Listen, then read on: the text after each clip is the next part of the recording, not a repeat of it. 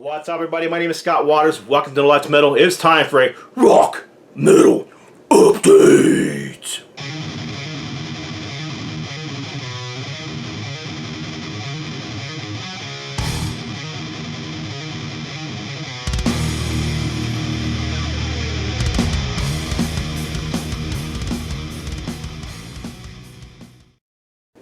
That's right. Going to do a rock and metal update. This is going to be live albums and bootlegs.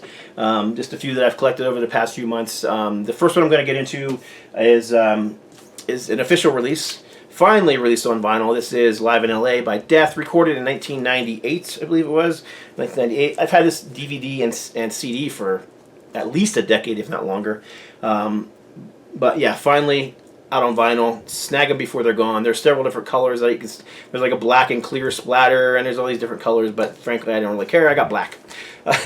2 record set. Sounds fantastic. Nice packaging as usual from Relapse Records.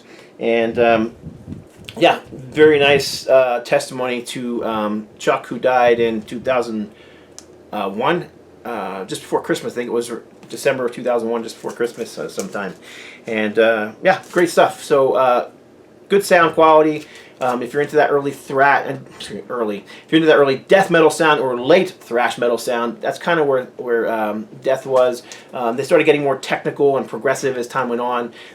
Less death metal, more thrash metal, in my opinion, and that's kind of what you get a lot of here because this was recorded towards the end of that, of Death's career. This is actually the last tour they did before Chuck passed. So, Death, Live in LA, 1998, Gatefold. Very good stuff. Alright, these next two I picked up at the same time from a company in the UK. I wasn't sure I was going to pick them up because I was a little nervous about the sound quality, but because I was able to get two records from them at the same time, the shipping kind of was better that way.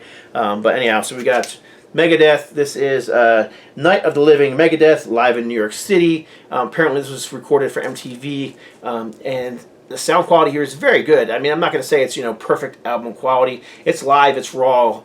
I really enjoy it. It's uncut. There's no overdubs to fix the rubs and that kind of thing. But you get Holy Wars, The Punishment Due, Reckoning Day, Sweating Bullets, Train of Consequence, In My Darkest Hour, Et Tout Le Monde, Symphony of Destruction, Peace Sells, and Victory. So this is on the trying to remember the name of the album, Euthanasia tour. I saw that tour. They were really good. I liked Euthanasia, and especially live. Those songs just blended really well with the early stuff. So this is a very good album. Not a great cover. It's okay. I mean, I've seen far worse on bootlegs. But a very good set list. This was recorded in 1994, October 25th, 1994. A few days before the Halloween release of their classic Euthanasia album, Megadeth played a superb gig in New York, offering fan favorites old and new, as well as a few very rare live rendition of Victory. Originally broadcast as Night of the Living Megadeth on MTV, the set is presented here in full, together with the background notes and images. So, nice bootleg. I assume it's a bootleg. I mean, it's on Vox label. This came out in 2017. Yeah, I can't see that this is an official release. But good sound quality. And this one here was recorded in 1995, so not that much of a difference there. But you got Skin in My Teeth, Wake Up Dead, Angry Again. So the set list is quite different. In My Darkest Hour, Train of Consequences, Symphony of Destruction, Peace Sells, But Who's Buying, Holy Wars, The Punishment Due, and ends with Anarchy in the UK. So a very different set list, a couple crossovers, but 1995 live in, let's see here, this is Monsters of Rock Brazil, São Paulo, September 2nd, 1995. This is an FM broadcast. Sound quality here, not quite as good as the other one I just showed, but again, it's not unlistenable. It's one of those things, if you're looking for, if you're looking for perfect album quality sound, it's not here. If you're looking for a raw live thrash metal recording, it's good for that. It's going to take your ears a second to adjust to this one, as opposed to the Night of the Living Megadeth one, where the sound is a little better. So, very cool shot of Dave on the front. Great set list. Very enjoyable. This is actually available through Amazon, believe it or not. I don't know if it's still available through Amazon, but that's where I snagged it. That one and the other one from the same seller on Amazon. So, just a big Megadeth fan, and I especially like that era of Megadeth. So, this next one, I'm just a Kiss fanatic, and I pick up anything Kiss. From the Crazy Nights tour, this is the Ritz on Fire.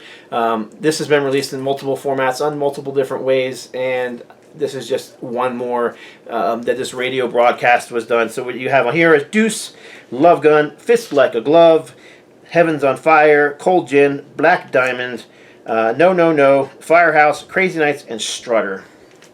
So nice set list, mixture of 70s and 80s stuff from them.